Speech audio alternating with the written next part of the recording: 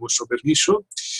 Y bueno, pues ya llevamos un rato con estas presentaciones, pero breves, pero que son interesantes porque así pues nos vamos conociendo un poco y vamos sabiendo de dónde partimos, ¿no?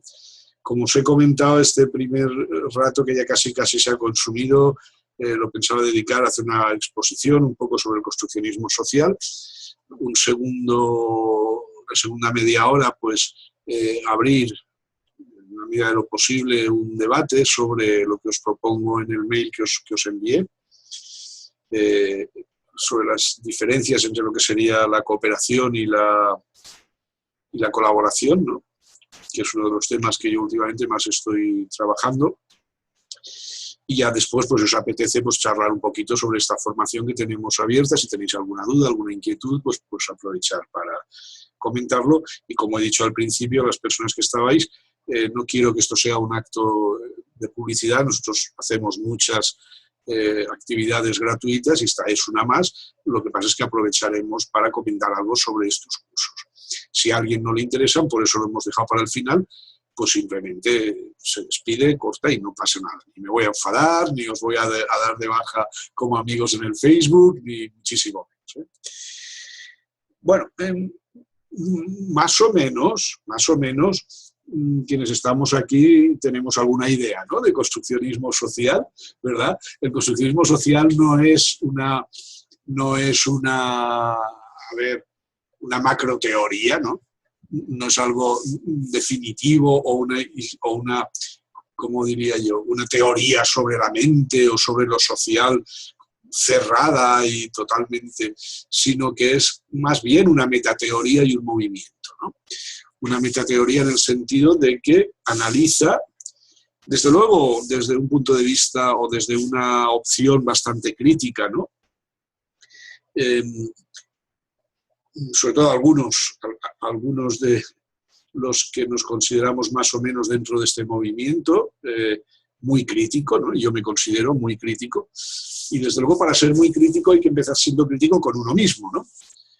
Porque si no, pues podemos caer en el nihilismo o en el vandalismo casi, ¿no? O sea, destruimos todas las otras ideas y la nuestra es la verdad, y esto sería algo que entraría totalmente en contradicción con el espíritu del construccionismo social, por decirlo de alguna manera, ¿verdad?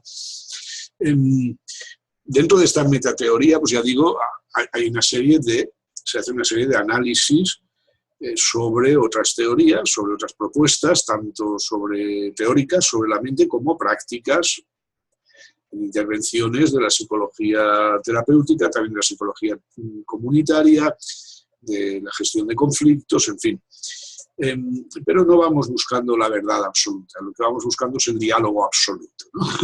Por decirlo de alguna manera, ¿verdad? Porque creemos que en el diálogo no emerge la verdad, sino que emerge la realidad. Y vivimos en mundos de realidades construidas, interpretadas, consensuadas, pero no en un mundo de realidades verdaderas, ¿no?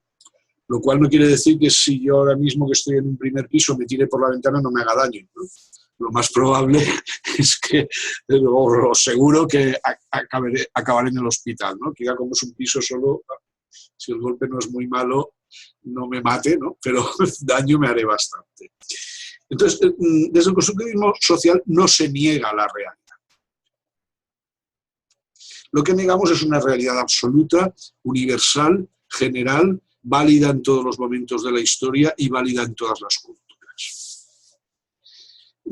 A través de miles de influencias, desde la filosofía más tradicional griega, por ejemplo, en Europa, hasta pues, las tradiciones ancestrales de las culturas latinoamericanas, como la muisca, que Rosita en este caso pues, conoce muy bien, y que ha tenido la amabilidad de introducirme un poquito, ¿no? Yo no la conozco muy bien, pero alguna cosa, en fin, a compartir conmigo, ¿no? Hasta ¿cómo se llama? La de Yucatán, ¿no? La maya, en fin, otro tipo de tradiciones culturales, donde para ellos hay unas verdades que quizá nosotros o algunos de nosotros occidentales no podamos entender o no podamos compartir, pero si para ellos son verdad, pues son verdad, ¿verdad? Y esto no es ninguna chorrada, ni ninguna salida de tono, porque esto tiene unas implicaciones prácticas tremendas en cualquier actividad en la que participemos. Por ejemplo, si como trabajadores sociales o interventores comunitarios o psicoterapeutas trabajamos con personas o colectividades afectadas por diagnósticos de trastorno mental grave, como puedan ser psicosis o esquizofrenias o cosas similares, una de las cosas o de los procesos de los que partimos es de que si esa persona está oyendo voces y dice que esas voces son reales, son reales.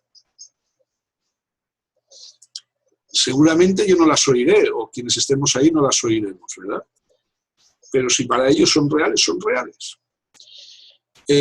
No quiero adelantarme, ¿no? Porque esta sería un poco una introducción y luego veremos un poco también, porque aquí está la base de lo que sería una diferencia entre cooperación y colaboración, ¿no? Pero, en mi opinión, este es uno de los puntos fundamentales de partida del construccionismo social. Se acusa al construccionismo social de relativismo, incluso en ocasiones de nihilismo, ¿no? de llevarnos a la nada. Y digo se acusa al construccionismo social y no digo se nos acusa a los construccionistas sociales, porque yo no soy construccionista social. Cuando una persona dice soy construccionista social, automáticamente deja de serlo, porque yo puedo estar de acuerdo con las ideas o con muchas de las ideas del construccionismo social ahora mismo, pero mañana no sé dónde estaré. No sé si en esta conversación o después de esta conversación puede pasar cualquier cosa en mi vida que me haga cambiar de mi forma de ver el mundo, ¿no? Y esta está muy relacionada con lo que comentaba antes, una de las bases también fundamentales del construccionismo social. No nos adscribimos en principio a ninguna verdad absoluta ni a ninguna forma definitiva de ver el mundo. Una gran parte de las personas que estamos trabajando desde esta línea sí que nos adscribimos a unas ideas que tendrían que ver con algo que no es fácil de definir tampoco, ¿no? Pero que tendrían que ver con algo que podemos llamar ahora como justicia social, ¿no? Y justicia humana. Y esto no nos da tampoco ninguna vergüenza. Habría que, en todo caso, definir qué es eso, ¿no? Pero más o menos cuando hablamos de eso, más o menos sabemos de qué estamos hablando y sabemos que a lo largo de los años, sobre todo desde la época de la Ilustración, pues se ha intentado trabajar por conseguir una mayor igualdad entre los seres humanos y, bueno, a veces se consiguen avances y otras veces no tanto, ¿no? Pero yo como persona,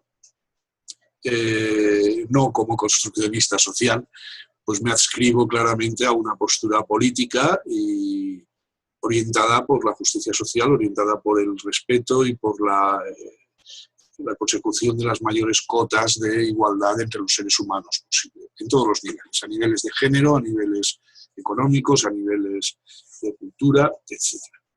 Bueno, seguramente dentro del construccionismo social no encontraréis a nadie, ¿no? que esté en contra de esto, ¿no? Pero quizá sus prácticas o sus modelos teóricos no estén tan comprometidos, ¿no? Con este tipo de orientación, lo cual tampoco es ningún mérito, ¿eh? Pero bueno, quiero decir que me adscribo totalmente, pues, a las ideas de la psicología de la liberación latinoamericana, precisamente, de Ignacio Martín Baró, Maritza Montero en psicología comunitaria, de las teorías o las propuestas prácticas también de Paulo Freire, de Brasil, ¿no? En cuanto a la educación, y esto tiene perfecta cabida dentro del construccionismo social. O incluso, pues también, y tal, no quiero hacer la pelota a nadie, ¿no? Pero en esta línea un poco el trabajo que Rosa lleva muchos años desarrollando en Colombia, pues de respeto y de justicia a los pueblos tradicionales, a los pueblos originarios de su país y de otros países, porque no son solo, ¿verdad? La cultura muisca está más bien establecida en la altiplanicie colombiana, pero se extiende a lo largo también de todo el Amazonas, etc. Bien.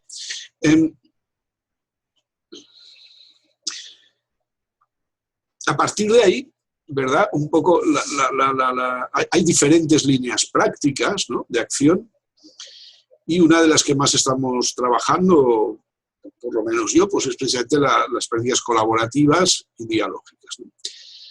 Se derivarían otras prácticas que están muy próximas, y estos días en el Congreso de Terapia Narrativa y de Prácticas Comunitarias, en el cual pues Ana también ha estado presente, pues hemos tenido ocasión de debatir y de ver, por ejemplo, Marilene Grandeso, ¿no?, que es una gran amiga y maestra de Brasil, y yo tuvimos una plenaria en la que el título era Puentes entre terapia narrativa, prácticas colaborativas y dialógicas y terapia comunitaria e integrativa, ¿no? Hay ahí todas unas similitudes de base, teóricas, metateóricas, como queráis, pues con este tipo de orientaciones, ¿verdad? Con la terapia narrativa. De hecho, el presidente de la Asociación Española de Terapia Narrativa en España, siempre lo estamos comentando, pero el otro día cuando nos despedimos, apenas anteayer, pues le decía, bueno, vamos a tener que sentarnos en serio y ver cuándo nos fusionamos, ¿no? Sentarnos a hablar en serio y ver cuándo fusionamos las narrativas con las colaborativas ideológicas, porque al final hay algunos matices, pero tenemos muchas cosas en común. Pero bueno, dentro de lo que uno va haciendo, leyendo, en fin, lo que sea, ¿no?, estudiando, etcétera, pues este campo de las prácticas colaborativas a mí me ha atraído mucho desde hace ya bastantes años, y aquí en España, pues bueno, una colega nuestra, Sara Oliver, y yo mismo pues fuimos los primeros en certificarnos en la certificación oficial que otorga el Taos Institute, que como sabéis es la institución que a nivel mundial agrupa un poco a las personas que estamos trabajando en las líneas del construccionismo social, y de ahí pues también nos permitió, tras una serie de trámites que no son fáciles, pero bueno, pues el poder ofrecer esta certificación en España y en toda Latinoamérica, online, ¿no? Pero bueno, de eso hablaremos al final. Os proponía un poco en el mail que pensarais, no sé si lo habréis hecho, ¿no?, en cuál sería la diferencia entre la cooperación y la colaboración. ¿Por qué esto? Porque muchas veces, claro, me preguntan, pero bueno, ¿qué es eso de ser colaborativo? Colaborativos somos todos, ¿no? ¿Verdad? A nadie que, no sé, el otro día, y Ana creo que puede dar fe, el otro día en la plenaria pues había quizá unas 100, 150 personas, y yo mismo dije, ¿hay alguien aquí que no sea colaborativo, no? Y nadie levantó la mano. Todos somos colaborativos por no sé si por naturaleza biológica, por ciencia infusa, porque Dios nos lo ha puesto ahí, no lo sé. Pero no hay nadie, ¿verdad?, que pueda decir, no, yo voy por la vida fastidiando a los demás, aunque lo haga, pero no lo va a decir. ¿Verdad? Aunque la intención de esta persona, seguro que todos ahora nos viene alguien a la cabeza, ¿no?, que va fastidiando y haciendo daño y aprovechándose de los demás, pero si le preguntamos, dirán, no, yo soy muy colaborativo, ¿verdad? Y yo soy solidario, yo soy muy buena persona. ¿Cómo es entonces que somos tan atrevidos, muy bien arropados, ¿no?, como por personas pues, como Kenneth Gergen, presidente del Taos Institute, o como Harlene Anderson o Sheila McNamee, todas ellas personas muy significativas dentro del mundo del construccionismo social, ¿no? Pero aún así, ¿cómo somos tan atrevidos de pretender enseñar a alguien lo que es ser colaborativo, ¿no? Cuando es algo que parece ser que de base ya lo tenemos. Pensando, dándole muchas vueltas a esto, hemos visto, y es algo que yo, pues bueno, humildemente tengo bastante estudiado, ¿no? El ser humano como especie es la especie más débil entre los mamíferos, ¿no? Y parece comúnmente aceptado por la ciencia biológica y antropológica, y también parece que tiene bastante sentido pensar que aisladamente, seguramente hace ya muchísimo tiempo que hubiéramos desaparecido como especie, ¿no? Y que lo que nos ha salvado y lo que nos ha llevado a unos grados de, como mínimo, de supervivencia, pues ha sido la cooperación entre nosotros, ¿verdad? Hay otros animales que cooperan, ¿no? No todos. Hay animales, por ejemplo, que cazan en solitario, ¿no? Pero la inmensa mayoría de los mamíferos, y tampoco lo puedo afirmar con rotundidad porque no sé nada de estas cosas, pero parece que suelen cazar para comer y para sobrevivir, no como nosotros que lo hacemos muchas veces por placer, ¿no? Pero bueno, cuando hace falta para sobrevivir comer, pues si no hay más remedio, pues se mata un animal y se come, ¿no? Supongo. Pero, por ejemplo, los lobos, los leones, etcétera, cuando tienen que enfrentarse a otros animales de más envergadura o de más fuerza, pues lo hacen de manera cooperativa. La diferencia está en que ellos lo hacen solo una vez y siempre hacen lo mismo.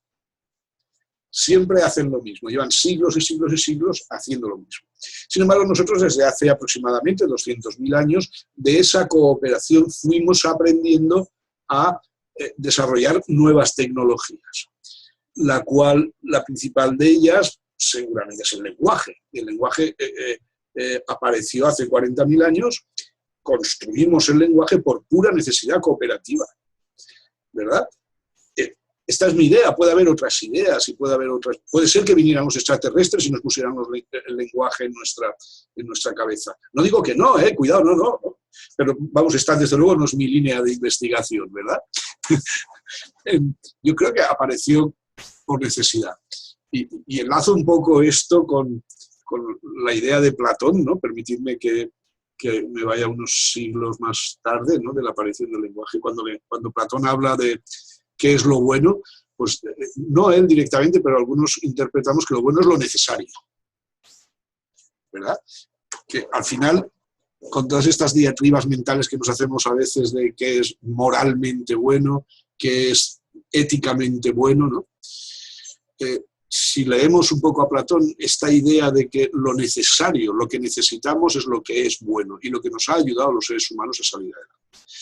No lo sé por qué, insisto, pueden ser los extraterrestres, puede ser Dios, puede ser lo que sea, un milagro, qué sé yo, una casualidad de la naturaleza, pero el hecho es que hace 40.000 años inventamos esta tecnología tan potente que es la que nos ha permitido construir otras muchas tecnologías y la que nos ha permitido ir acumulando culturalmente saberes que recibimos de nuestros ancestros y de nuestros padres biológicos directamente, de nuestros profesores, de nuestros colegas, y que transmitiremos a nuestros hijos, sin necesidad de volver a vivir toda la vida, o sea, todos los 200.000 años que Homo sapiens sapiens existe en la naturaleza. Claro, esto es tremendo, porque no hay ningún animal que tenga esto, con todos nuestros amores hacia los animales, no hay ningún animal. Y hay animales muy organizados tecnológicamente, como las abejas, por ejemplo, ¿verdad? Pero solo hacen eso. No salen de su rutina, cosa que nosotros hemos sido capaces de hacer a lo largo del tiempo. Esto es fantástico. Es decir, todos cooperamos. Y cooperando conseguimos avanzar, aunque a veces nos parezca mentira, sobre todo cuando vemos las noticias en la televisión, ¿no? ¿Verdad? En fin, bueno, tampoco nos da tiempo ahora de ponernos en plan súper criticones, pues no sé, pues con lo que habrá costado el viaje de Obama a España de un día, ¿no? Por ejemplo, cuando estaba este país, es un país súper en crisis, y bueno, aparte de la movilización policial y tal en España, pues leí que llevaba 600 escoltas, ¿no? Obama. Aparte de todos los coches, los aviones y todo eso. ¿Quién ha pagado todo eso? Pues no sé, siempre. Bien, no entremos ahí. Dejémoslo de momento. A pesar de estas cosas, y esto es casi un chiste con otras cosas que pasan, ¿no? Atentados, guerras, etc. Somos capaces de sobrevivir, somos capaces de tirar para adelante y una base fundamental es esa cooperación. Pero cooperar no es lo mismo que colaborar. Y me gustaría ahora, veo que por ahí alguien dice algo en el chat.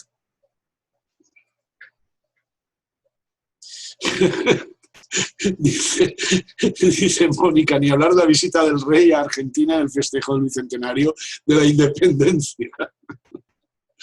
Pues sí, y lo estamos pagando nosotros. ¿Para qué? ¿Para qué estas cosas, no?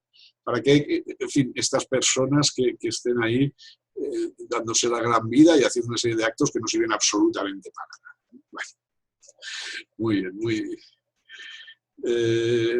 También vuestro presidente creo que ha dicho hace poco que cuando Argentina se independizó de España hubo muchos argentinos que les dio mucha pena dejar de ser.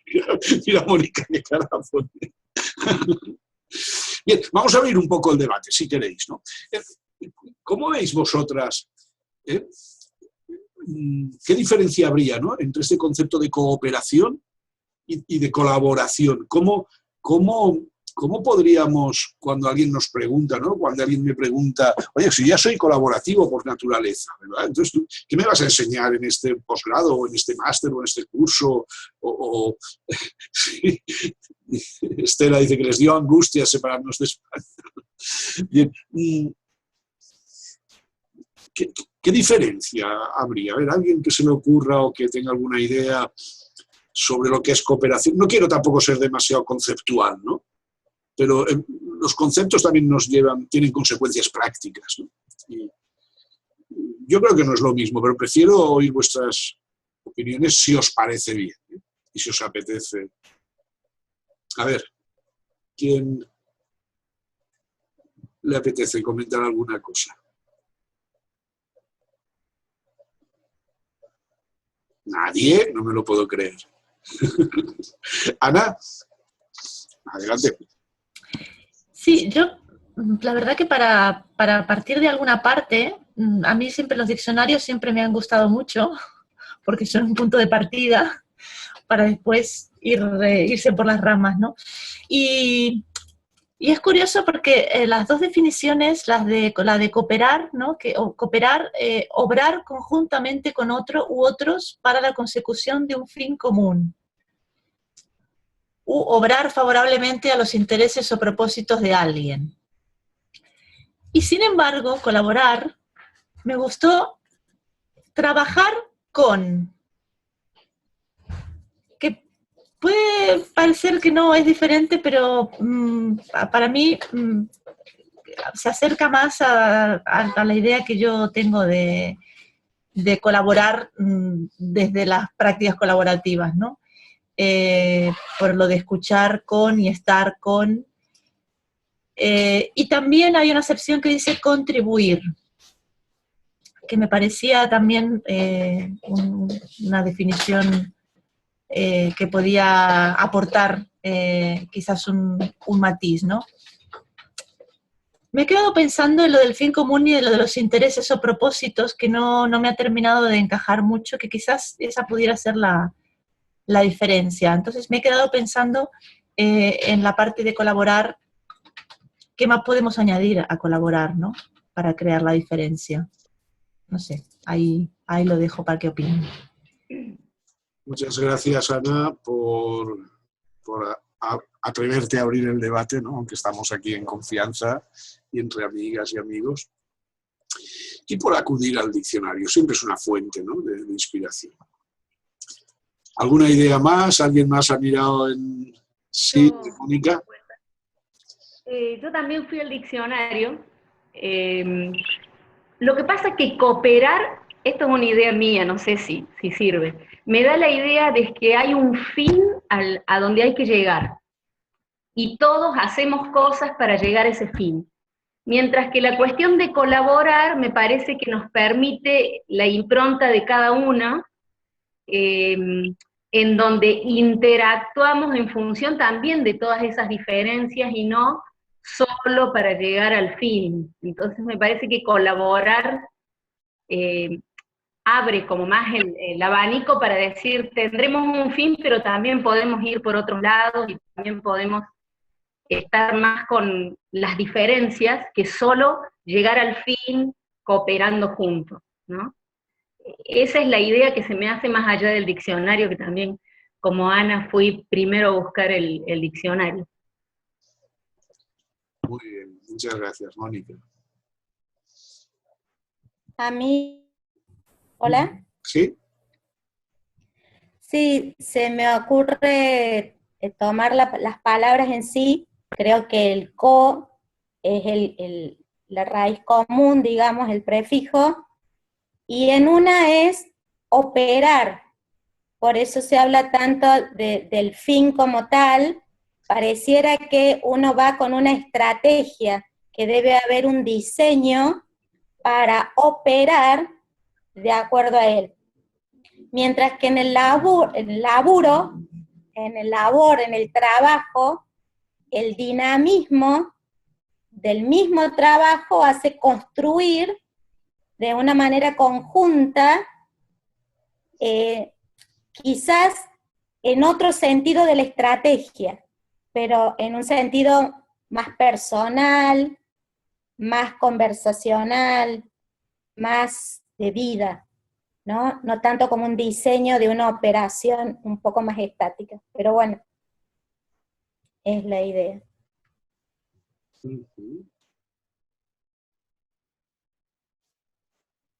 Sí, van apareciendo aquí ideas, el fin, el diseño.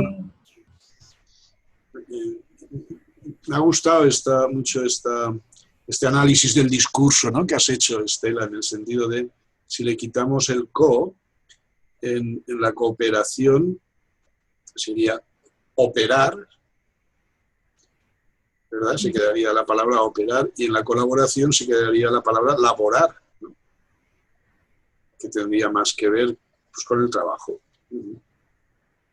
¿Qué más cosas? Yo me pregunto algo que se preguntan a su vez los indígenas cuando hacemos este tipo de interpretaciones y de querer explicar algunos términos. Y para ellos no existiría esa diferencia entre unos y otros porque no está dentro de su lógica el pensar las relaciones entre los individuos, así digamos como diferenciado de lo individual de la comunidad. Para las comunidades indígenas no existe el individuo como tal. Entonces, si pensáramos en la colaboración sería desde una posición hasta egoísta, ¿no? Como yo utilizo al otro o le ayudo al otro, pero siempre colocándose como un referente desde la individualidad.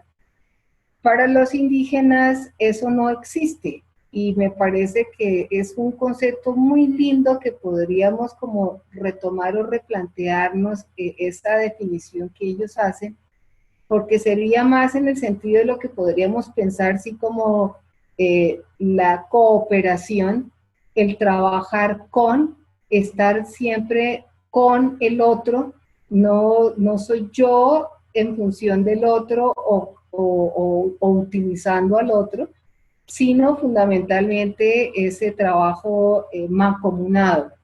Es lo que en un momento hablábamos con Josep sobre lo que es el pensar bonito. Es para nuestros pueblos originarios, el pensar bonito es eso, es el estar siempre juntos, el estar compartiendo absolutamente todos los fenómenos y todas las problemáticas, el poder asumirnos conjuntamente y pensar, y sobre todo en unión con la misma naturaleza, no en separación, sino siempre en unión con la naturaleza. Es pensar en que yo soy también ese otro y yo soy la misma naturaleza. Entonces, siempre estamos pensando juntos, para bien de todos.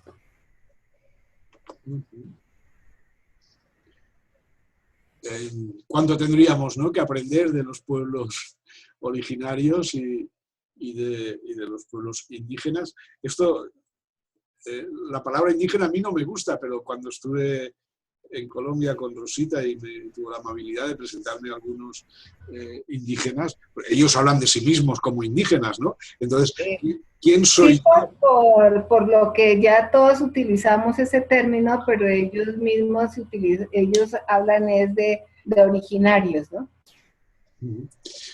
Esto me hizo reflexionar mucho en el sentido de quién soy yo como ilustrado europeo, ¿no? para cambiar su propio vocabulario, cuando para ellos la palabra indígena no es un insulto, ¿no? No. Pero bueno, ¿cuánto tendríamos que reaprender quizá, ¿no? Porque este tipo de tradiciones son las que se han ido perdiendo probablemente en el mundo occidental, no solo en Europa, no solo en la cultura occidental tan utilitarista y tan egoísta en este sentido, ¿no? De esta pérdida del sentido de lo comunal, ya no de lo comunitario, sino de lo comunal. Gracias, Rosita, súper interesante. Están apareciendo aquí algunas ideas que ya empiezan a dar sentido, ¿no? a este pequeño debate que os estoy proponiendo. ¿Alguna cosa más? ¿Alguna idea? Nadie está obligado a hablar, ni muchísimo menos, pero sí. Bueno, yo quería añadir, la Wikipedia define colaboración como todo proceso donde se involucra el trabajo de varias personas en conjunto, tanto para conseguir un resultado muy difícil de realizar individualmente, como para poder ayudar a conseguir algo a quien por sí mismo no podría. Y creo que esa sería, quizá, no lo sé, porque no entiendo muy bien la diferencia, pero quizá esa sería la clave, ¿no? La unión total en la colaboración y el crear algo diferente conjuntamente, algo así, no sé. Sí, sí. Es un matiz nuevo, ¿no? Que se añade a todo lo que estamos comentando. Uh-huh.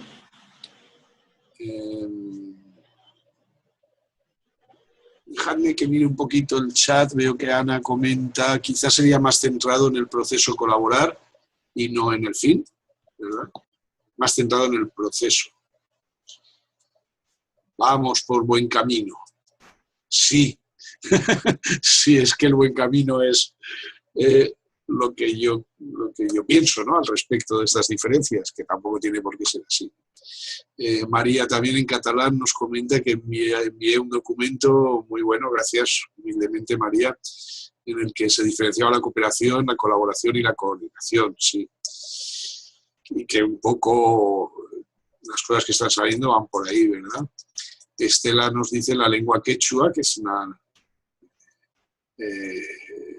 propia, ¿no?, de culturas indígenas. En Argentina, en este caso, sería, no existe el pronombre yo, sino diferentes formas del nosotros, ¿verdad?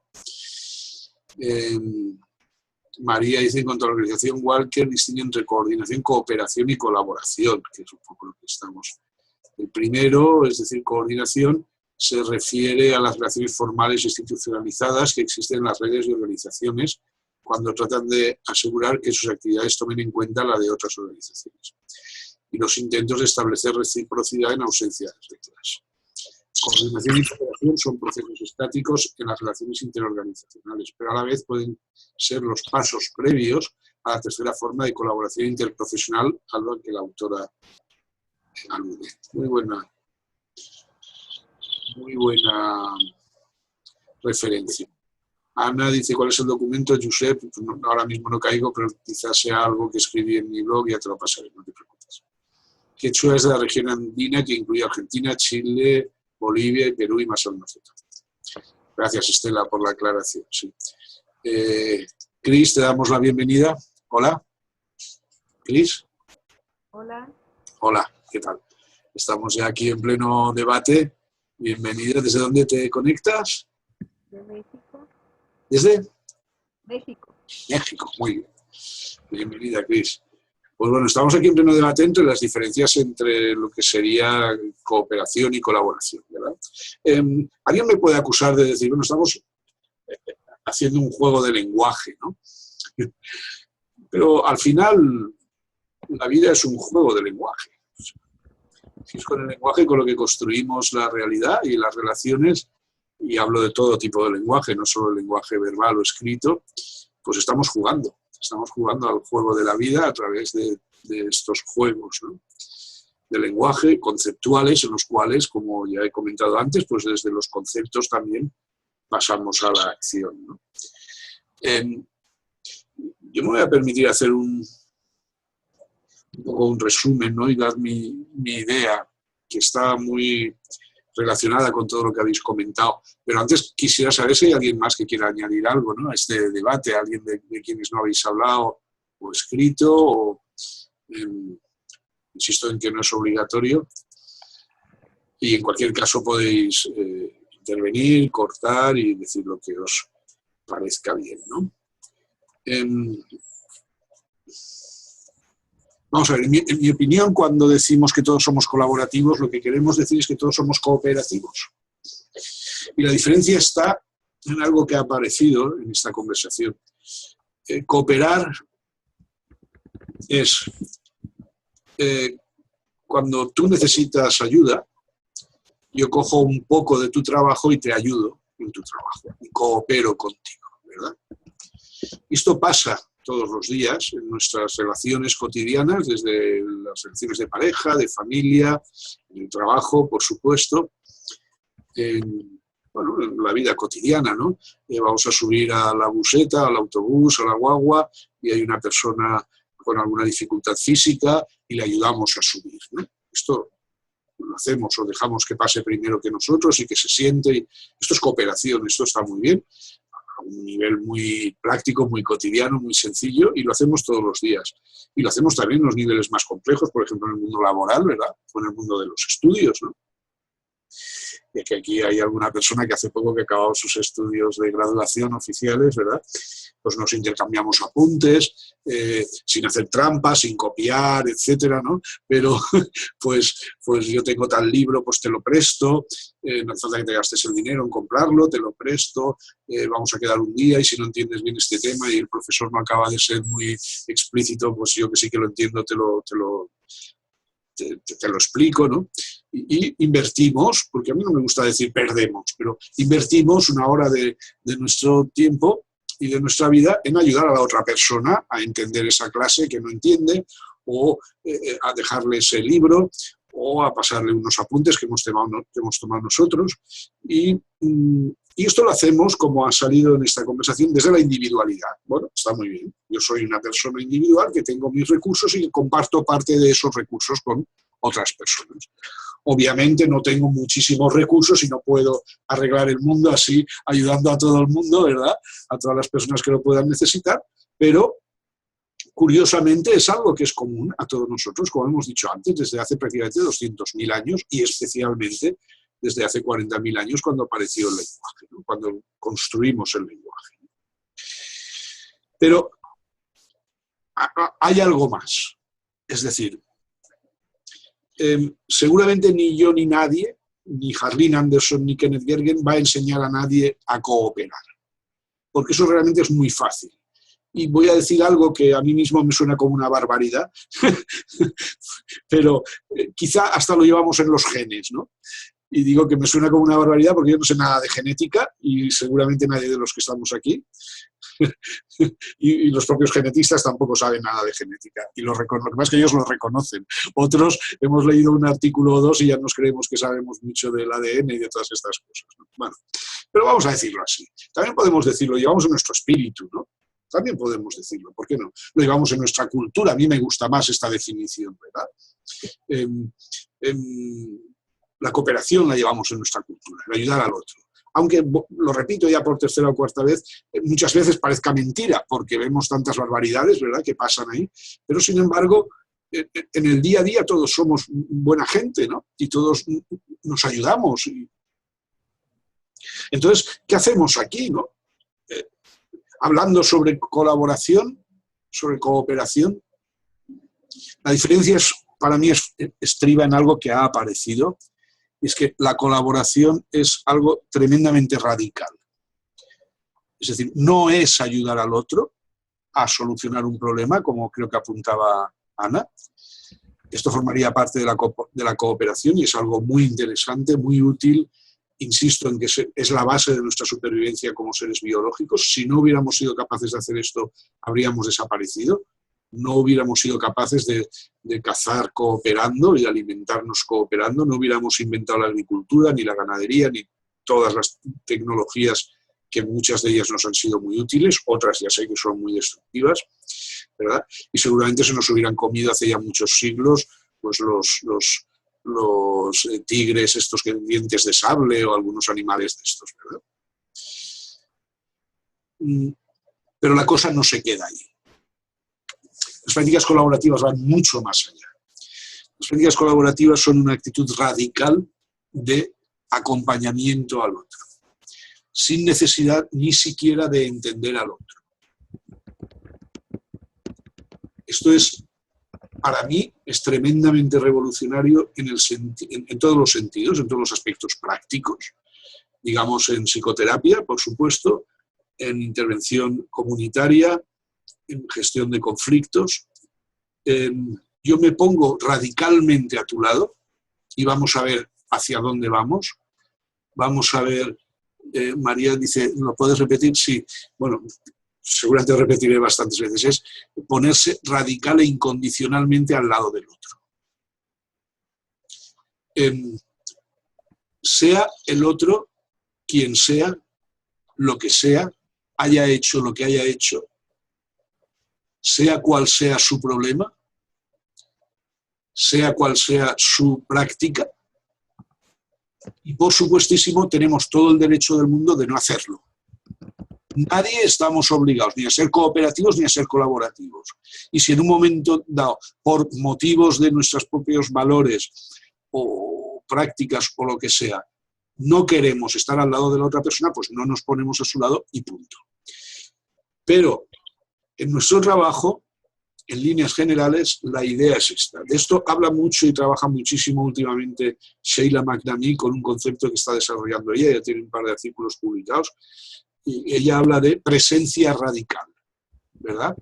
Y antes Kenneth Gergen hablaba de una tercera cultura, antes digo, pues hace 4 o 5 años, que no es ni tu cultura ni mi cultura, sino que es la cultura de yo me pongo a tu lado y tú te pones a mi lado y caminamos juntos. ¿Hacia dónde? No lo sé. Y esto creo que Ana, antes lo había apuntado también, y Mónica, en fin, no sé cuál es el fin, no sé cuál es el objetivo.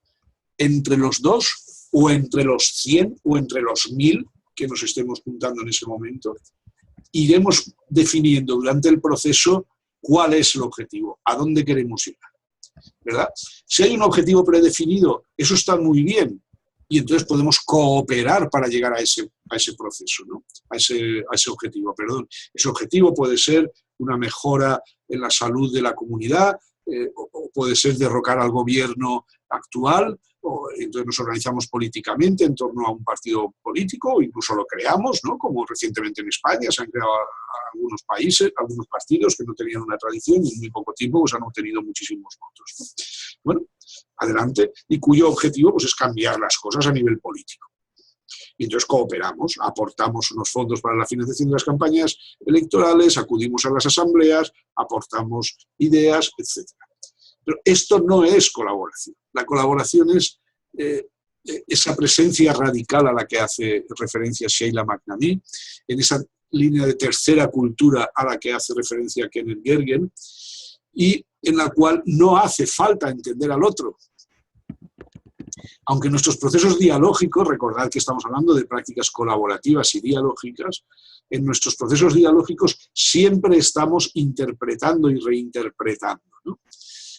El otro día en el Congreso, cuando tuvimos nuestra intervención, Marilene Grande soy yo, por un breve homenaje a las personas que traducían del inglés al español y viceversa, y bueno, me vino un poco a la cabeza esta idea, ¿no? A la cabeza no, al lenguaje, al discurso, la idea de que, aunque no como estas personas, de esta manera tan técnica, pero nuestra vida no es más que un proceso de interpretación y de significación, de dotar significado, de significado a los demás y a nosotros mismos, claro que sí. Y aquí entran multitud de asuntos, por ejemplo, dotarnos de significado genérico, ¿no? De género. ¿Qué quiere decir ser hombre o ser mujer? ¿O qué quiere decir ser homosexual o ser bisexual? ¿O ser multisexual? ¿O ser transexual? ¿Qué quiere decir esto? ¿Cómo me siento yo? ¿Verdad? Y hay muchas personas que a lo mejor ni siquiera se sienten dentro de estos conceptos, ¿no? Porque hay cada vez más conceptos de identificación como de identificación genérica, ¿no? Ya no sexual, sino genérica. Y como esto, más cosas, ¿verdad? Más procesos. En la práctica, ¿qué hacemos? A ver, vuelvo a citar, con tu permiso, a Rosita, ¿no? Cuando me presentó a los taitas allí en Bogotá, pues muchas de las cosas que decían yo no las entendía, pero no necesito entender lo que están diciendo, ni compartir lo que están diciendo para situarme a su lado, no lo necesito. Si ellos quieren que yo esté a su lado y si yo quiero estar a su lado, no necesito entender lo que la otra persona está diciendo o está sintiendo o está viviendo al 100%. Pero es que además jamás voy a conseguir entenderlo. Nunca vamos a conseguir entender al 100% a la otra persona, porque para eso deberíamos de vivir su vida desde su propio cuerpo, desde su corporalidad, desde su performance, ¿no? Que está tan de moda, desde su cultura. El cuerpo es una construcción cultural también, ¿no? Y eso no va a pasar nunca. Y lo único que vamos a conocer, siguiendo en este caso a Harlin Anderson y a Tom Anderson también, es algunas pequeñas parcelas de su vida. Y además vamos a conocer exactamente las que ella nos quiera contar. Aquí no hay supuestos subjetivistas, supuestos subconscientes, interpretaciones al estilo psicoanalítico, ¿no? De, bueno, yo interpreto tus sueños, interpreto que tuviste un trauma, que es lo que te lleva. No. Nosotros no entramos en estos terrenos, lo cual no quiere decir que estos terrenos sean mejores o peores que en los que nosotros navegamos, ¿no? O nos movemos. No. Bueno, yo puedo criticar a nivel personal, ¿no? Psicoanálisis, cognitivo-conductual, lo que yo quiera, claro que sí, soy libre y puedo hacerlo, ¿verdad? Pero el objetivo en general de las prácticas colaborativas y dialógicas no es destruir, porque sí, ni decir nosotros somos mejores, ¿no? Sino simplemente decir, vamos a trabajar en base a algo que a mí me parece tremendamente evidente, útil y transformador, que es el diálogo, que son las palabras, que es el lenguaje, ¿verdad? Muchas de las personas con las que colaboramos, por ejemplo, pues estoy acordándome ahora de Adela García, de Fundacés Buenos Aires, Argentina, ¿no? Que cuando nos reunimos bastante a menudo y a veces aparecen dentro de la organización, en fin, del Taos Institute latinoamericano, pues tenemos como todo el mundo nuestras discusiones, nuestros puntos de vista, ¿no? Y ella siempre dice, sigamos conversando, no vayamos a tomar una decisión ni por unanimidad, ni por consenso, ni por mayoría, que seguramente es el menos malo de los males, ¿no? La democracia, pero donde una mayoría domina a una minoría, manda sobre una minoría. ¿Cómo puede ser eso? Eso no es justo. Eso no es justo, por muy mayoría que sea, ¿verdad? Seguramente es lo menos malo de lo que puede pasar. Peor sería, ¿no?, que una minoría domine sobre una mayoría, ¿verdad? Que al final acaba siendo así. Tampoco quiero ahora meterme en líos y en jardines de política, ¿no? Pero bueno, vale. Pero nosotros no somos un partido político, nosotros en las prácticas colaborativas y dialógicas no trabajamos en esa línea. La línea es cuantas más voces mejor, cuantas más opiniones mejor. Y yo me pongo a tu lado incondicionalmente, no hay ninguna condición. Digas lo que digas, seas lo que seas, hagas lo que hagas, yo decido ponerme a tu lado. Y puedo decidir no ponerme, insisto. A mí, por ejemplo, las prácticas narrativas, desde que las descubrí, no hace mucho, hace 5 o 6 años, tampoco voy a presumir aquí, yo no he conocido a Michael White, lamentablemente falleció en el año 2007 y justo por aquella época es cuando empecé a leer algo.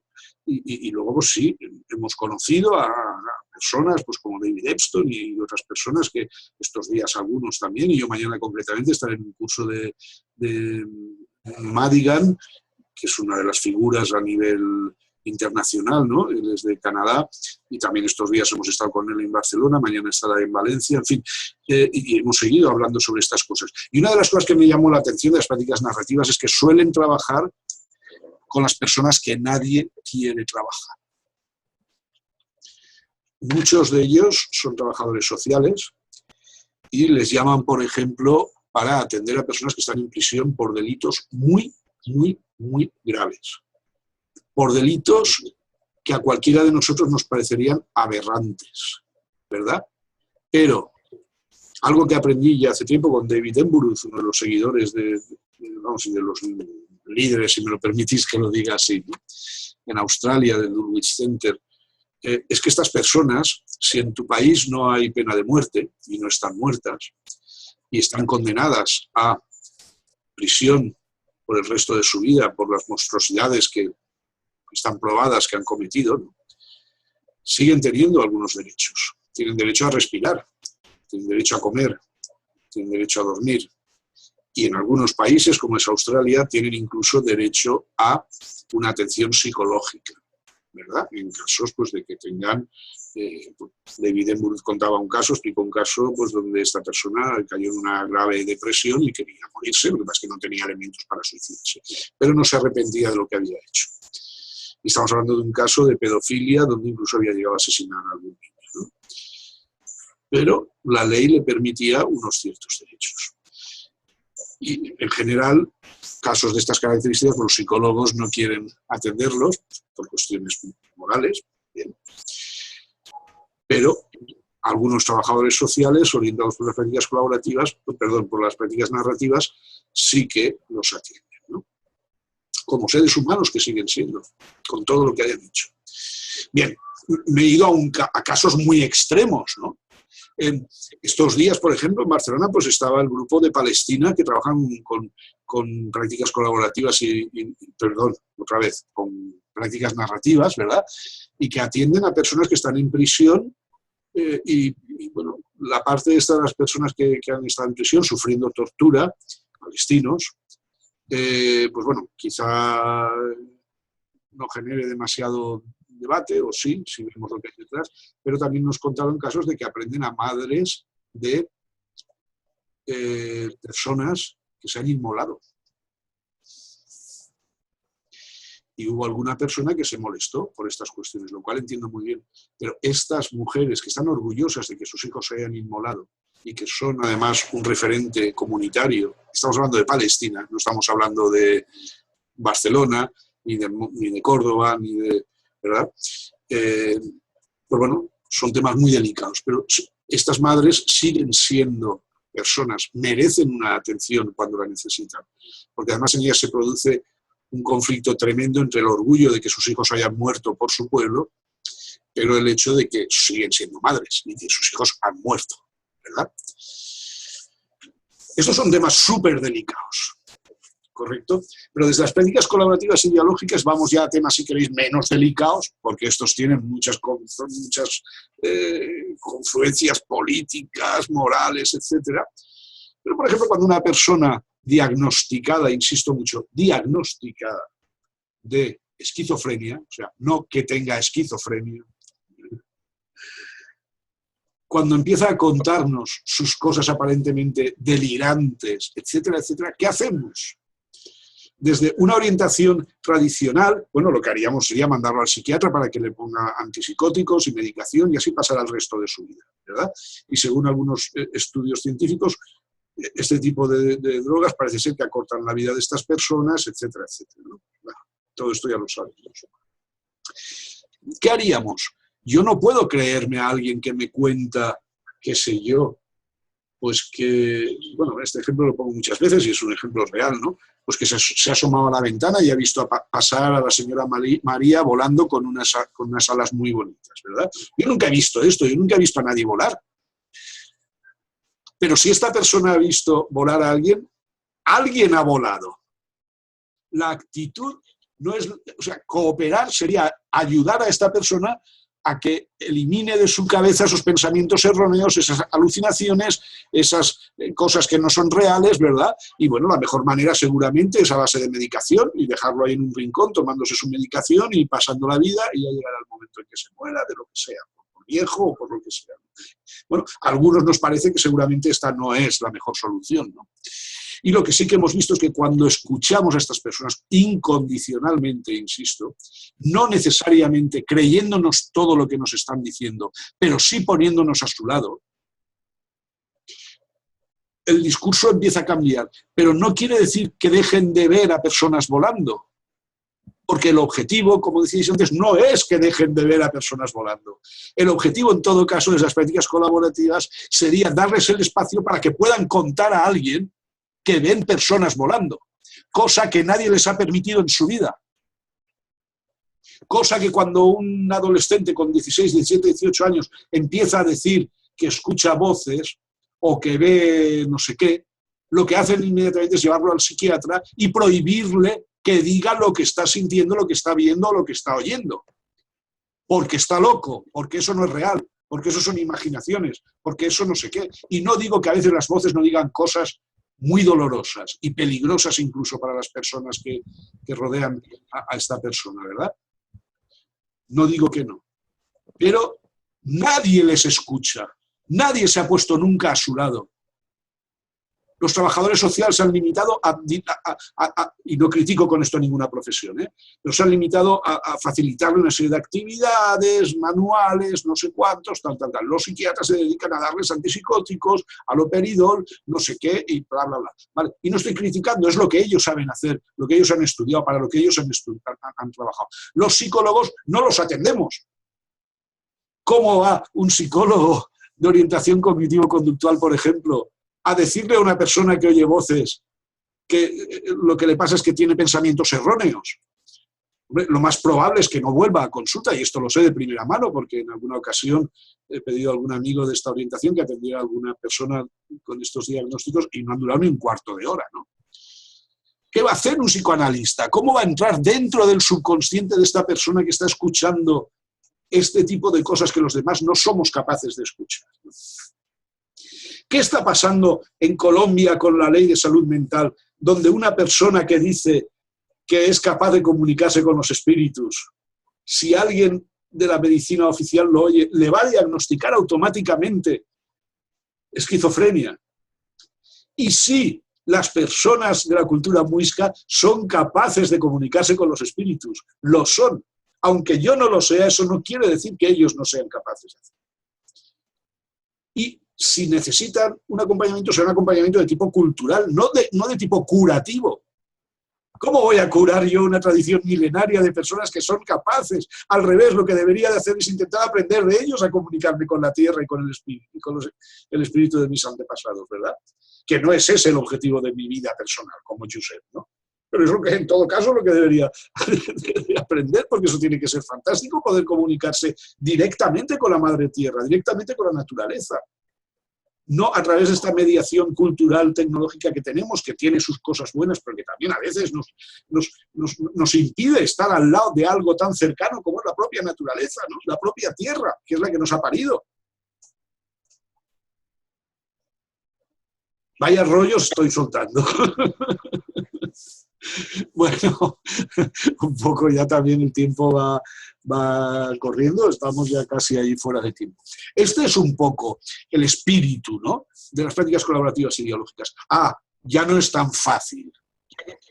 Ya no es tan fácil, ¿verdad? Es muy fácil decir yo soy colaborativo.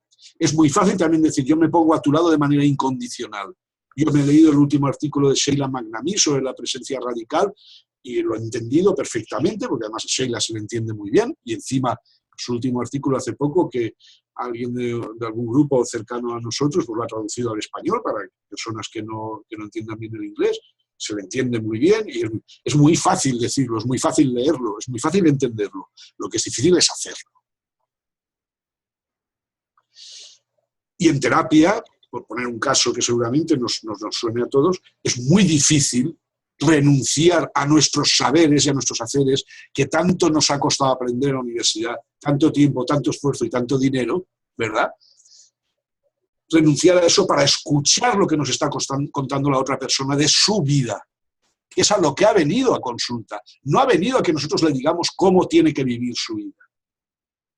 Aunque algunas personas que consultan, pacientes o clientes en términos tradicionales, quieren que les demos una fórmula mágica.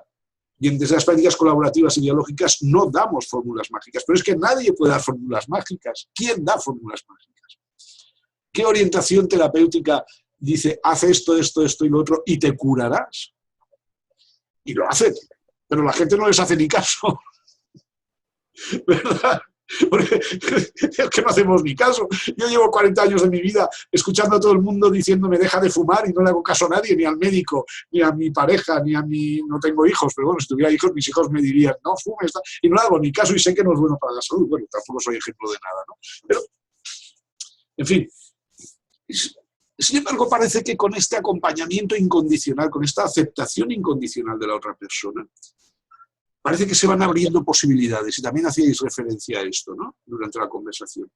Parece que la persona va encontrando recursos que parecían no estar ahí, cuando la persona realmente necesita recursos.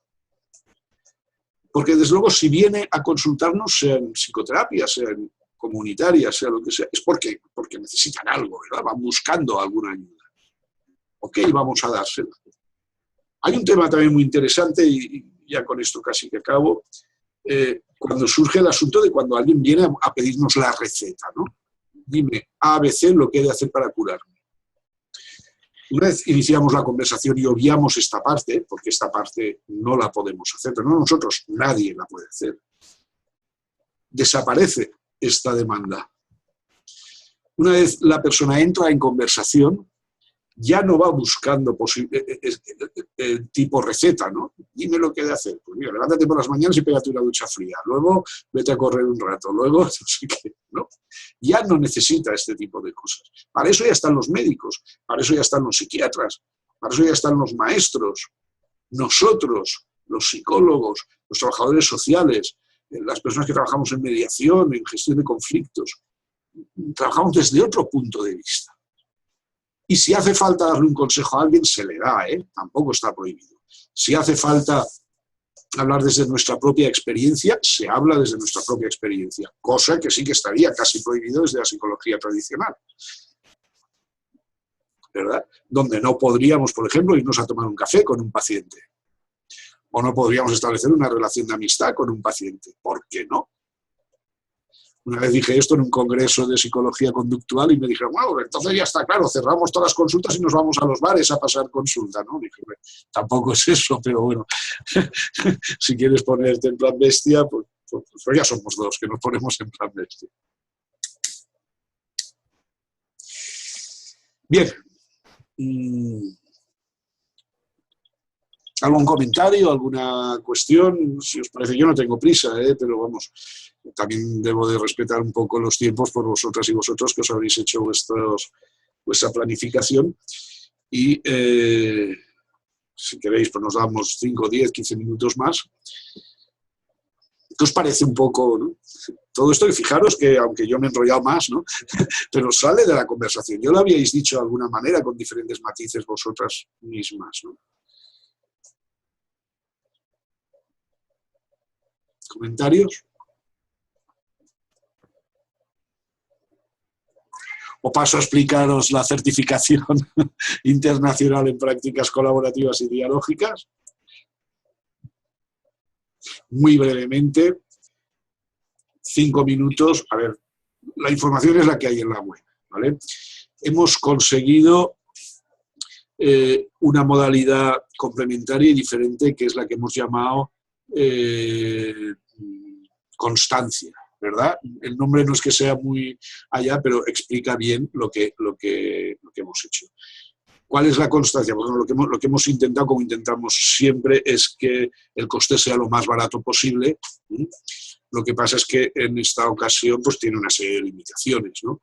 Y la constancia es exactamente los mismos contenidos y metodología que tiene la certificación y que podéis encontrar en la web. Está ahí todo explicado. Si tenéis alguna duda me escribís y lo hablamos.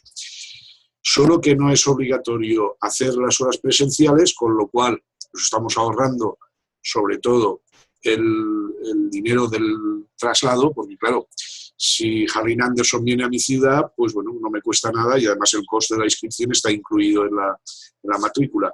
Pero si tengo que ir yo a Houston, Texas, a hacer un curso con ella, pues me va a costar mínimo 2.000 euros o $2.000, ¿no?, el viaje.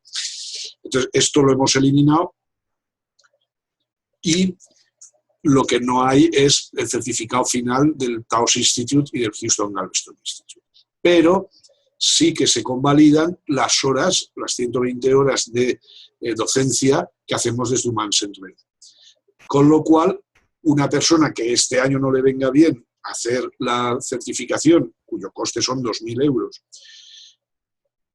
y sí que puede hacer lo que llamamos la constancia, cuyo coste son 1.200 euros, pero al año que viene se recupere y sí que pueda, o por ejemplo, pues qué sé yo, Harley Anderson va, por poner un ejemplo, no, va a Córdoba, y entonces pues no tienes que pagar el destino, el viaje, etcétera, etcétera, pues pagando un poquito más por los derechos de la certificación, se te convalidarían todos estos créditos que son los que se dan a lo largo de un año, ¿no?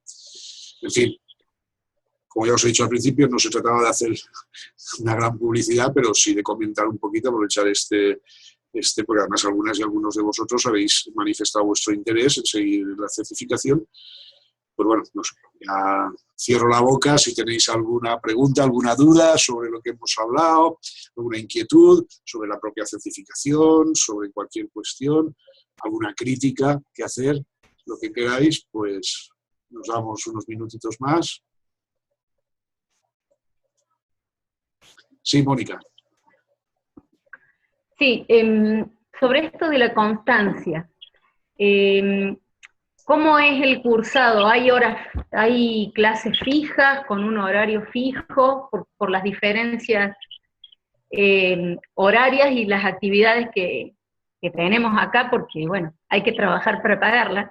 Entonces, para ver cómo es esto de cursar las clases, los foros es más libre, pero ¿cómo sería el tema de las clases?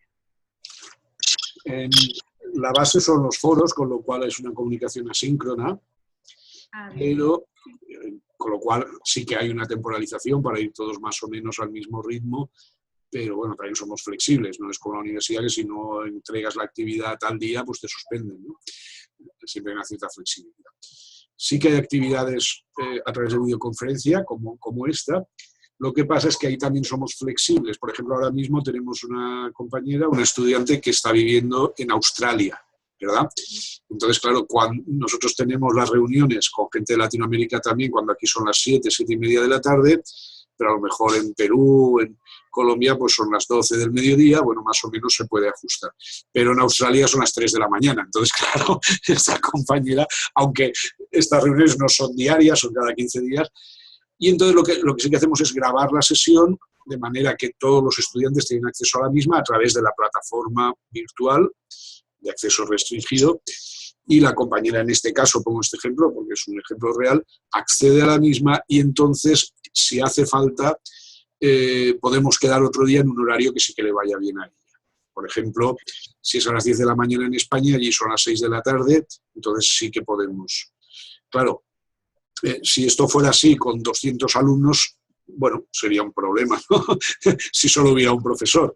Pero bueno, si hubiera 200 alumnos no habría solo un profesor, obviamente.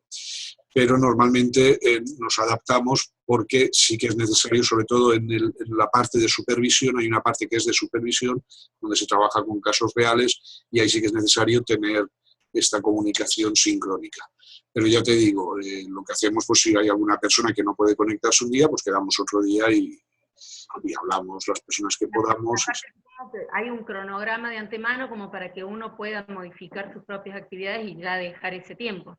Sí, ese tiempo lo que hacemos es pactarlo al principio de... O sea, el tiempo en el que hay que conectarse, como ahora, lo pactamos al principio. Y si alguna persona no puede, como es este caso que he comentado de Australia, pues entonces buscamos una solución, y normalmente cuando las personas colaboramos en buscar soluciones solemos encontrarlas. Perfecto, gracias. De nada, Mónica. Un placer.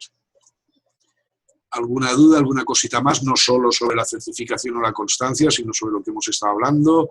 ¿Alguna crítica al construccionismo social? A las prácticas dialógicas, ¿no? Alguien podría decir, uy, esto es demasiado buen hondismo, ¿no? Qué buenos que somos. No es eso, ¿eh? Se trabaja también con casos muy duros, como algunos que he expuesto brevemente, ¿verdad? Y que el buen hondismo por sí solo va a tener poco que hacer, ¿no? Lo cual no quiere decir que no seamos optimistas y que busquemos, en fin, creamos en que es posible un futuro mejor, ¿no? Pero bueno, esto no es ninguna secta, ni ninguna ideología que vendamos aquí, en fin, caramelos, ni porros para ir todos contentos todo el día por ahí, ¿no? Dejadme ver el chat porque veo que hay algún y mientras hablaba no he estado... A ver... me decías, Ana, la referencia al documento, te lo pasaré, quechua... Vale.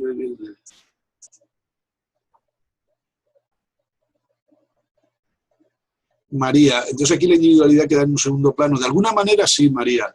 Es decir, a ver... Nosotros estamos intentando recuperar un poco, ¿no? De alguna manera, esta idea que nos ha presentado Rosa y también Estela, ¿no? De las culturas originarias donde no existe el concepto de individuo, donde todo es en función de la comunidad, donde todas las decisiones se toman en comunidad y además no por mayoría, sino por consenso, ¿verdad? Ojo, tampoco hace falta llegar siempre a consensos. Verdaderamente vivimos en un mundo de disensos. Otra de las ideas interesantes de las prácticas colaborativas y del construccionismo social es el reto de ver cómo somos capaces de vivir y de convivir y de construir con personas que no piensan lo mismo que nosotros. Insisto, yo no tengo ninguna necesidad ni ninguna obligación de estar de acuerdo con una persona de ideología nazi, por ejemplo, ¿vale? Pero hay muchas otras maneras de pensar diferentes a la mía, ¿no? No necesariamente tan extremas como la nazi, ¿no? Y últimamente se ha instalado mucho la cultura del consenso. El consenso es muy costoso. Llegar a consensos absolutos donde todo el mundo esté absolutamente de acuerdo, esto es muy costoso. Pero además yo diría que es casi imposible, lo cual no quiere decir que no podamos llegar a consensos puntuales. Claro que sí, ¿no? Y lo hacemos todos los días llegamos a acuerdos puntuales con nuestra pareja, con nuestros hijos, con nuestros compañeros de trabajo. Claro que sí. Pero no necesariamente. La gran pregunta, el gran reto del construccionismo social es cómo este acompañamiento, esta tercera cultura, esta tercera vía, puede seguir adelante, aunque no estemos de acuerdo en todo.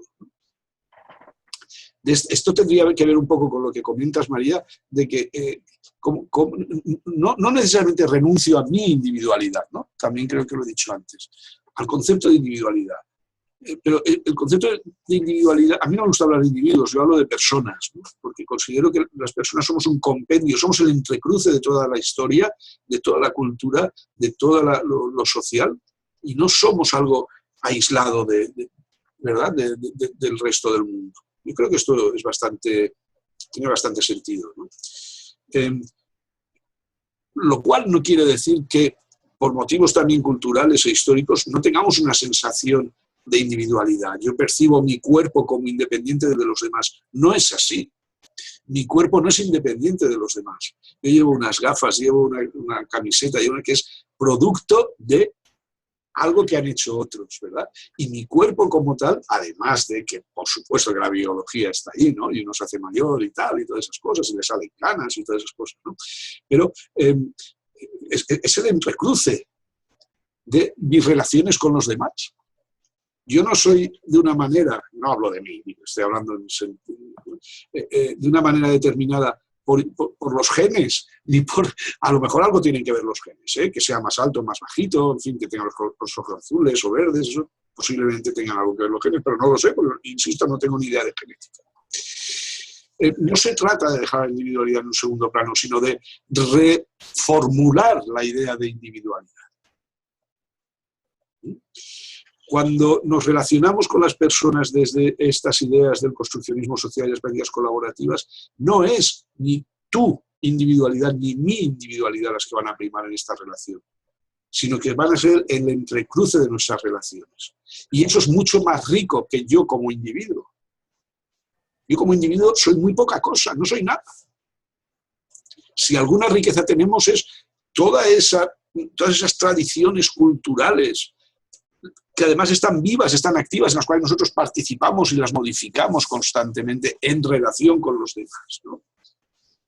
No sé si cuidado, cualquier cosa que yo diga no hace falta estar de acuerdo, podéis estar totalmente en desacuerdo, aquí ni yo ni nadie, yo no soy nadie, pero si fuera Kenneth Gergen tampoco estaría intentando, digo, porque Kenneth Gergen es, en fin, una persona que ha escrito mucho y que lleva muchos años trabajando en esto, ¿no? Tampoco lo que diga Kenneth Gergen va a misa, no es Dios, es una persona pues, que ha trabajado muchísimo, o Arlene Anderson o Michael White, aunque falleció, pero no tenemos por qué estar de acuerdo con todo lo que ellos hayan dicho o trabajado. A ver, Ana dice, más bien diría que no está, iría un poco por ahí, ¿no? El tema.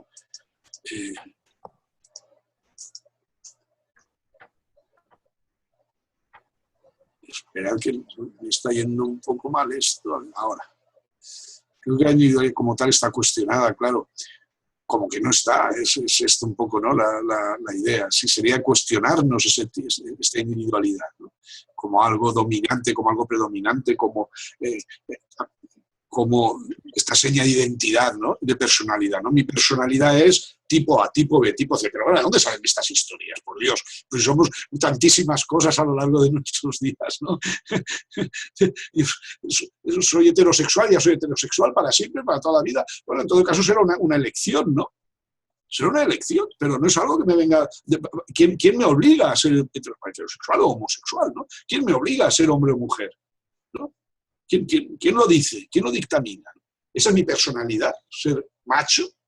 Joder, entonces está en manos de la biología, de nuevo, solo de la biología y la cultura que pinta aquí. El intérprete reconstruye la idea en la segunda lengua, de alguna manera, pero de alguna manera es una posición política. Sí, todo es una posición política. Y verdaderamente hasta incluso cuando nosotros nos estamos interpretando a nosotros mismos con nuestra propia lengua, también estamos actuando políticamente sobre nosotros mismos. Y vuelvo otra vez al ejemplo genérico, y suelo poner este ejemplo porque creo que es algo que está en la calle, en el debate, en la discusión, y que es fácil de entender, por lo menos para mí, ¿no? Claro, la decisión que yo tome sobre mi propio cuerpo y sobre mi propia sexualidad es una postura política, claro que sí. Y claro que mi propio cuerpo y mi propia sexualidad es una parte de mi identidad, pero es una más. Habría muchísimas más, ¿no? Por eso digo, la identidad sexual o genérica es algo que, bueno, entendemos bastante bien, porque en parte parece ser que pueda venir algo determinado por la biología, y bueno, entendemos que hay algunas diferencias, pero que cada vez se están diluyendo más, ¿no? Claro que es una postura política. Ana, me encantó lo de pensar bonito, me lo llevo, bueno, yo es una de las frases de Rosa que repito en cantidad de ocasiones, ¿no? Porque además la primera vez que la leí en el libro que estamos escribiendo juntos, está en un contexto determinado, me impactó mucho, ¿verdad? Porque claro, eso de pensar bonito puede sonar un poco, ¿no? Muy romántico, muy hippie, muy happy flowers, pero no tiene mucho que ver. Cuando ya Rosa me lo explicó desde este punto de vista cultural, que antes también ella lo ha comentado, pues es algo que va mucho más allá de lo bonito, ¿no? A Mónica también le ha encantado, tomo nota de ello. Bueno, os pasaremos, yo creo que sí, ¿no? Les podemos pasar el contexto en el que lo escribiste, Rosa. Yo creo que incluso he hecho alguna publicación a veces en Facebook. Y luego ya cuando tengamos el libro publicado, que te prometo esta vez ya sí, que voy a continuar.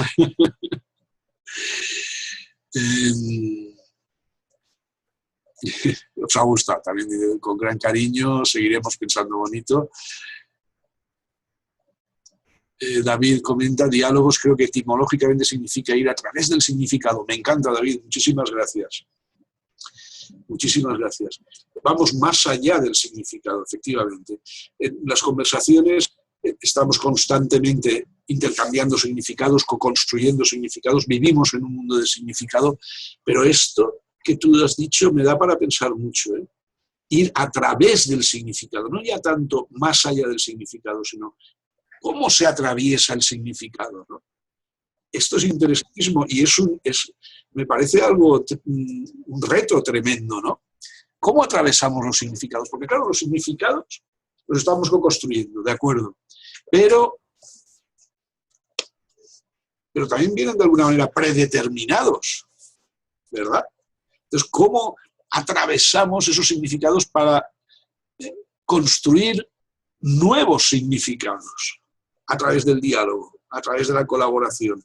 a través de la práctica cotidiana, con nuestros pacientes, nuestros consultantes, que tampoco son consultantes, no me gusta tampoco esta palabra, porque nadie viene a consultarnos nada, vienen a dialogar, ¿no? Son dialogantes, con nuestra pareja, con nuestros hijos.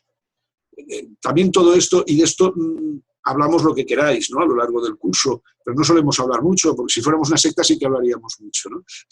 Pero como no somos una secta, no hablamos de cómo todo este tipo de prácticas pueden también ser útiles en nuestra vida cotidiana, en nuestra vida personal, ¿verdad?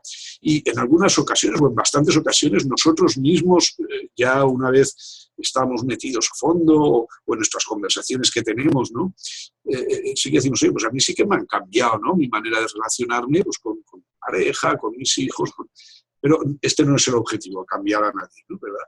Pero me gusta mucho esta idea de atravesar los significados. Tomo nota, David, muchísimas gracias. Y fijaros que la dinámica nuestra es esta, ¿eh? No es estar, por supuesto que hay una parte teórica donde, en fin, hablamos de filosofía, hablamos de sociología, todo esto, ¿no? Porque yo soy un convencido de que si no tenemos una base teórica, no vamos a ningún lado, ¿verdad?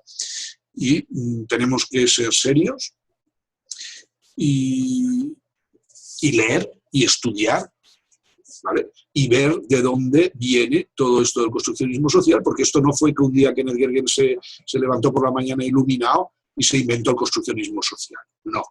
Ni Arlene Anderson un día se levantó por la mañana y dijo, voy a cambiarle el nombre a mi instituto, que entonces se llamaba Houston Family Institute, porque ella y Harry Gulisian, que ya falleció, vienen de la tradición de la terapia familiar, ¿no? Entonces de repente se le ocurrió, le voy a quitar el nombre de Family, y ahora se va a llamar Houston Galveston Institute. No. Todo tiene una base, todo tiene un sentido, hay unas orientaciones, o no un sentido definitivo, ¿no? Y total, ¿verdad? Pero es unas orientaciones basadas en tremendos pensadores desde la sociología, desde la historia, desde incluso la semiótica, ¿no? Como Bakhtin, por ejemplo, que está tan de moda últimamente que todo el mundo habla de Bakhtin, pero nadie lo ha leído, pero bueno, no pasa nada, esto suele ocurrir, ¿no? En nuestro contexto. Bueno, en fin, sí que tenemos, sobre todo el primer trimestre, pues una introducción potente y espero que de calidad, ¿no? A lo que son las bases, ¿no? Filosóficas, sociológicas y tal, del construccionismo social, porque además algunos estudiantes que ya han seguido la certificación, pues a veces que no están acostumbrados, por ejemplo, a leer filosofía, ¿no? Pues se les hace un poco pesado, pero luego lo agradecen, porque entonces ves que tiene un sentido, es decir, que las prácticas colaborativas, repito, no es que Harry Anderson un día se despertara y tuviera la iluminación de decir, pues a partir de ahora vamos a ser colaborativos, ¿no? Es que hay toda una filosofía, sobre todo la filosofía postestructuralista de Foucault, de Deleuze, etcétera, etcétera, que bueno, hay que revisar un poquito, ¿no? Tampoco.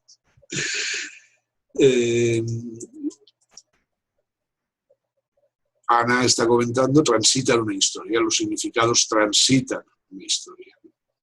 A mí esta idea me lleva mucho a algo, lo que pasa es que hoy ya no nos da tiempo, pero os prometo que vamos a convocar una conversación también gratuita con Rosa Suárez en poco tiempo para que hablemos de lo que ella quiera, por supuesto, pero para que hablemos de un concepto que ella tiene muy trabajado, que es el concepto de la transcursividad, ¿verdad? Que es un concepto muy poco conocido, por lo menos en Europa, que desarrolló un amigo suyo, un filósofo que desafortunadamente falleció muy joven, un filósofo colombiano, y que Rosa ha seguido y sigue trabajando en ello con estudiantes suyos y con colegas.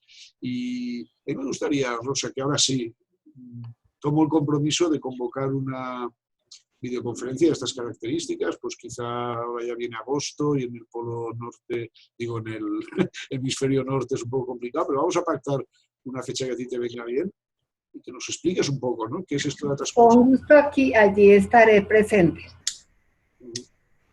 Pues esta vez, además queda grabado, porque tendría bastante que ver, quizá esto último que está quedando ahí, ¿no? De cómo atravesamos los significados, tendría algo que ver, ¿no? Con lo de Garavito. Sí, con toda la cuestión de los diálogos y cómo sería eso que decía yo ahora, alcancé a poner ahí del caminando la palabra y entonces cómo transcurrir y cómo colaborar, cómo dialogar desde unas perspectivas un poco diferentes. Vale, pues os invitaremos a esta conversación. Mientras tanto, pues prepararemos también tu venida a España, Rosa, y iremos acabando nuestro libro. Será un gran honor poder compartir con ustedes allá en vivo y en directo. Eso hay que hacerlo, pero ya. A España digo porque yo estoy en España, pero bueno, ojalá pudiéramos organizar también actividades en otros países de Latinoamérica, ¿no? Porque Rosa ya ha asistido a algunas de sus charlas y de sus clases. Es un placer tremendo, ¿no? Y se aprende muchísimo contigo. Gracias por haber estado hoy con nosotros. Y pues ya estamos totalmente fuera de tiempo. Si os parece bien, vamos cerrando la sesión. Gracias por haber estado aquí. Ha sido no solo un placer, sino un honor contar con vuestra compañía. Y cualquier cosa que necesitéis, cualquier cosa que queráis, en fin, me tenéis a vuestra total disposición. Muchos abrazos. Un gran abrazo para ti, para todos, y desde acá un abrazo caribeño. Muchísimas gracias. Voy cerrando la sesión. Os enviaré una copia de la grabación, por si queréis revisarla de aquí un tiempecillo. Gracias. Hasta luego. Bye, bye.